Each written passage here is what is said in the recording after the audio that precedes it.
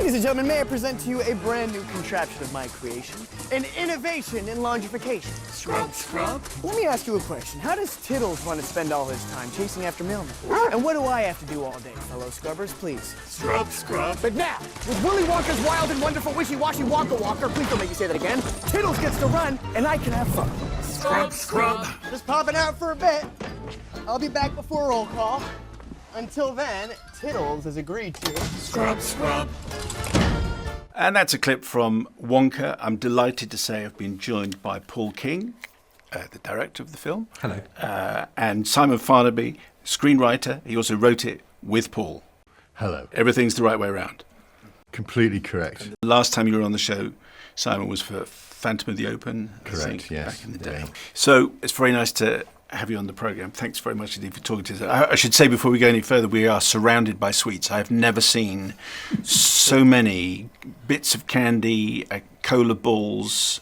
Are these real? Well, I just ate one, so if they're not, I'm in a lot of trouble. eating They're real, Gross. but they've been fireproof. Slowly So start- Paul's probably going to... Fishmongers say they never like to take fish home. Having worked on Wonka for a number of years, do you still like chocolate Yes, Yeah. I'm afraid so. all the time? Maybe fish is a bit more, less sort of addictive than chocolate. Maybe. Hard to Also, get. I've now got a taste for fine chocolate because we had our Yeah. own on-set chocolate maker who was a genius.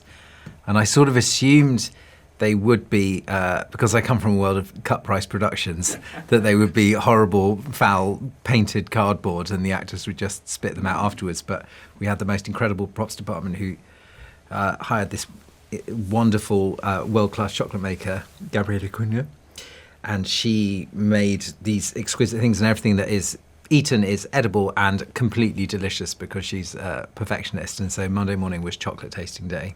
What was the journey? Just explain. So off the back of Paddington 2, explain how we've arrived at this film. Well, I was doing the sort of very last review of the sort of signing off the finished article with David Heyman, the producer, and we were sort of finishing, and I sort of said, we must find something else to do. Fishing for work, as I was in that my Very soon-to-be good. unemployed state. And he sort of went, well, I do have an idea. I've only really got 2 words, which is Young Wonka. And I thought that sounded very interesting because I loved Charlie and the Chocolate Factory growing up. But, origin stories are not always the sort of the perfect thing that you feel you necessarily want to see. So I sort of went back and read Charlie and the Chocolate Factory again. It's a book I loved growing up, and I had this sort of old 1980s paperback with the sort of Quentin Blake illustrations, and I sort of read it 100 times until the pages fell out of it and loved it.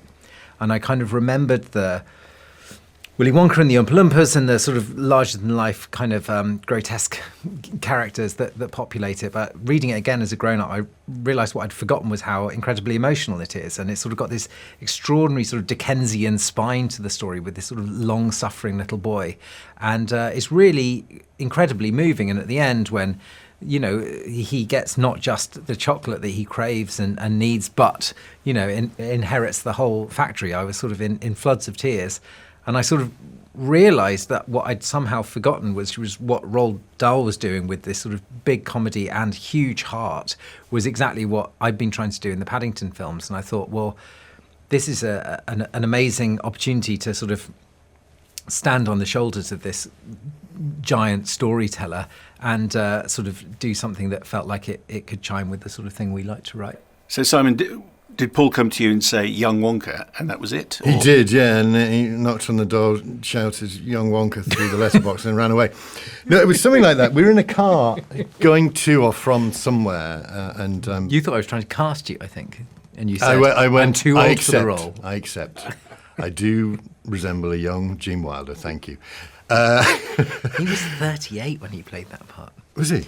And you're 67 now. Oh, my God. I'm barely 42. Anyway, so he did say, what do you think about doing a Young Wonka?